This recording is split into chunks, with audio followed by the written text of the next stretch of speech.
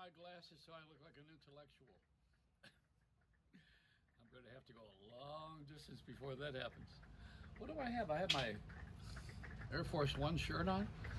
Yeah, geez, I hope it didn't... Clothing doesn't catch anything, does it? You never know. You don't know about this thing, this virus called love. Got the love bug. I call it the love bug. If you give it a positive name, then it'll go away. Because as soon as something negative is out there, everybody's on it. Don't you love that expression? I'm on it. I'm on it. Wrap your head around this. I'm on it.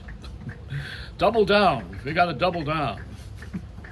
all these new words, sentences, and they're the texting. WTF? You know what that means? What the F? You know. We got a language here. We got a boogie. You got to fit in and be like everybody else. You got to be different to be like everybody else. As Halloween, I'm going as myself. It'll scare the bejesus out of everybody. I mean, what are we doing? We're going to have trick or treat, or we're going to have trick or tweet. Everything is up in the air until the election day, and then it's going to be up in the air when everybody starts fighting.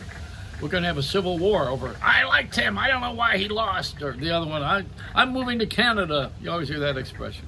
Canadians don't want you, so don't worry about it. You're not moving anywhere. You can't get in there. They don't want us.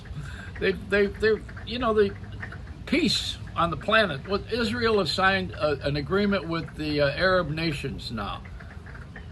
The nations that are in the oil business. Okay, so what? And they say the common enemy is Iran. Where are they getting all this from? We don't have any common enemies. The enemy is in yourself. You know, in spiritual life, good becomes the enemy. Tweeting, good becomes the enemy of best in spiritual life. And I belonged to a group. It was a Buddhist group, actually. I liked them for the sobriety years ago. And they had a talking stick, and you sit around this fireplace, and you pass a stick to the next person. And the next person talks. That's what they need to do at this debate. Instead, they're going to mute the mic. And you see, Trump's best shot is to aggravate people and to throw something into the mix. He was over talking Joe Biden on the last debate. That's what he does. You know, he's one of those guys that he's a salesman, and he can't do that this time. Now his mic is going to be on for a couple minutes, and it'll be off. Each of these guys are going to have something that they have to say. I'm more interested in what they're going to do if they run the office for the next few years. That's what I'm interested in. I don't care about their party or their past performance or the sins that they've committed. I'm not a priest. I don't care about my confessional is closed. I want to see you guys tell me what we're going to do to get rid of this beast that's hanging over our head.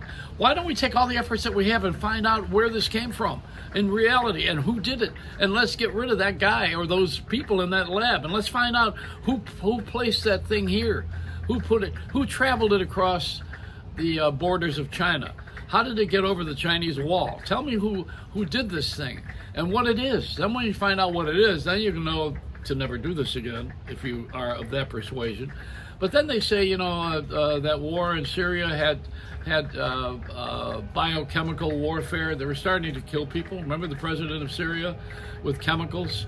And they say that Putin tried to poison his competition, his opposition in the election, and they're still trying to get rid of that guy because he's popular. People like him. And, you know, that's what happens when you are a Democrat in a communist country.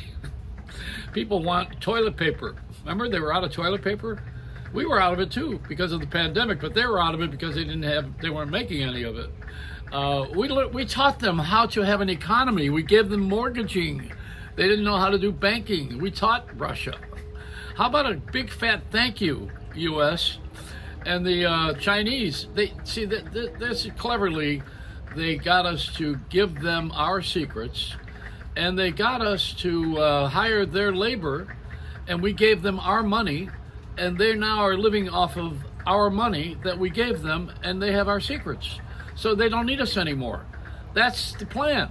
That's what happens when you are planning to take over the world. Have you noticed?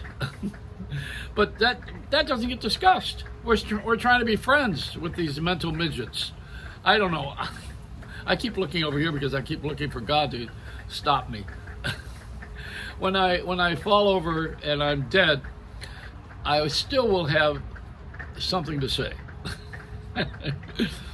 Hey, old disc jockeys never die. They just seg away, you know. It's a Reynolds rap.